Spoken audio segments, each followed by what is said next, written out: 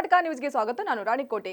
ಸಂವಿಧಾನ ಶಿಲ್ಪಿ Baba Saheb doctor B R. Ambedkar ಅವರಿಗೆ ಅವಮಾನ ಮಾಡಿರುವ ಕೇಂದ್ರ ಗೃಹ ಸಚಿವ ಅಮಿತ್ ಶಾ ರಾಜೀನಾಮೆ ನೀಡುವಂತೆ ಒತ್ತಾಯಿಸಿ ದಲಿತ ಪರ ಹಾಗೂ ವಿವಿಧ ಸಂಘಟನೆಗಳು ನೀಡಿರುವ ಔರಾದ್ ಬಂದ್ ಹಿನ್ನೆಲೆಯಲ್ಲಿ ಸಂಪೂರ್ಣ ಪಟ್ಟಣ ಸ್ತಬ್ಧಗೊಂಡಿದೆ.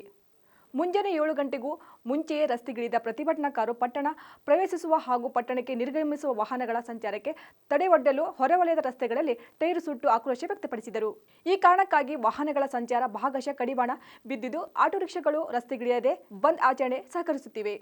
ಪಟ್ಟಣ ಸಬ್ ಜೈಲ್, ಡಾಕ್ಟರ್ ಚನ್ನಬಸವ ಪಟ್ಟದೇವರ ವೃತ್ತ, ಕೃಷಿ ಮಾರುಕಟ್ಟೆ, ಕನ್ನಡಾಂಬೆ ವೃತ್ತ, ಬಸ್ ನಿಲ್ದಾಣ, ಬಸವೇಶ್ವರ ವೃತ್ತ, ತಹಸೀಲ್ ಕಚೇರಿ ಒಳಗೊಂಡಂತೆ ಬಹುತೇಕ ಎಲ್ಲ ಪ್ರಮುಖ ಬೀದಿ ಬದಿಯ ಅಂಗಡಿ ಮುಂಗಟ್ಟುಗಳು ಮುಚ್ಚಿದ್ದವು. ರಸ್ತೆಗಳು ವಾಹನ ಸಂಚಾರವಿಲ್ಲದೆ ಬಣಗುಡುತ್ತಿವೆ. ಮತ್ತೊಂದೆಡೆ ಅಮರೇಶ್ವರ ದೇವಸ್ಥಾನ ಅಕ್ಕಪಕ್ಕದಲ್ಲಿರುವ ಚಿನ್ನಾಭರಣ ಅಂಗಡಿಗಳು ವ್ಯಾಪಾರ ವಹಿವಾಟು ನಡೆಸುವ ಗೋಜಿಗೆ ಹೋಗದೆ ಬಂದ್ಗೆ ಬೆಂಬಲ ಸೂಚಿಸಿದವು. ಪಟ್ಟಣದ ಕನ್ನಡಾಂಬೆ ವೃತ್ತದಿಂದ ಬಸ್ ನಿಲ್ದಾಣದವರೆಗೆ ಹಲಗೆ ಬಾರಿಸಿ ಬಾಯಿ ಬಡಿದುಕೊಂಡು ಅಣುಕು ಶವಯಾತ್ರೆ ನಡೆಸಿದ ಪ್ರತಿಭಟನಾಕಾರರು ಕೇಂದ್ರ ಗೃಹ ಸಚಿವ ಅಮಿತ್ ಶಾ ವಿರುದ್ಧ ಧಿಕ್ಕಾರ ಕೂಗಿ ಆಕ್ರೋಶ ಹೊರಹಾಕಿದರು. ಮುಖ್ಯ ರಸ್ತೆಗಳು ಹಾಗೂ ಈ ರಸ್ತೆಗಳಿಗೆ ಸಂಪರ್ಕ ಕಲ್ಪಿಸುವ ಪ್ರಮುಖ ರಸ್ತೆಗಳ ಬದಿಯ ಹೋಟೆಲ್ಗಳು ಮುಚ್ಚಿದ್ದು, ತಳ್ಳು ಬಂಡಿಗಳ ಮೇಲೆ ವ್ಯಾಪಾರ ವಹಿವಾಟು ನಡೆಸುವ ವ್ಯಕ್ತಿಗಳು ಇಂದು ದಂಧೆ ನಡೆಸಲು ಮುಂದಾಗದೆ ಬಂದ್ಗೆ ನೈತಿಕ ಬೆಂಬಲ ವ್ಯಕ್ತಪಡಿಸಿದರು. ಇದಕ್ಕೂ ಮುನ್ನ ಮಾಜಿ ಪ್ರಧಾನಿ ಮನಮೋಹನ್ ಸಿಂಗ್ ನಿಧನ ಹಿನ್ನೆಲೆ ಹೋರಾಟ ಸಮಿತಿಯಿಂದ ಕೆಲಕಾಲ ಮೌನಾಚರಣೆ ನಡೆಸಲಾಯಿತು.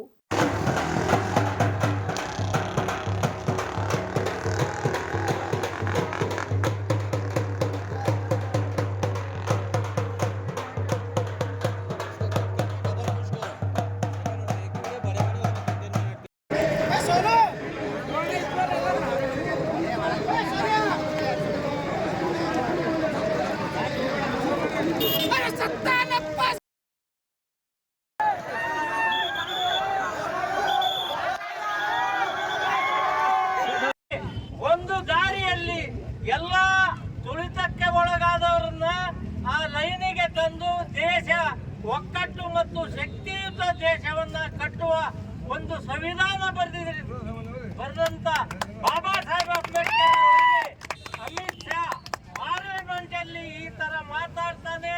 ಅವನಿಗೆ ಬಾಬಾ ಸಾಹೇಬ್ ಅಂಬೇಡ್ಕರ್ಗೆ ಅವಮಾನ ಹೇಳಕರ ಮಾತನ್ನಾಡಿರ್ತಕ್ಕಂಥ ಅಮಿತ್ ಶಾನ ವಜಾಗೊಳಿಸಬೇಕು. ಈ ದೇಶದಲ್ಲಿ ಶಾಂತಿ ಸಮೃದ್ಧಿ ಕಾಪಾಡ್ತದ ಅಂತ ಹೇಳಿ ನನ್ನ 4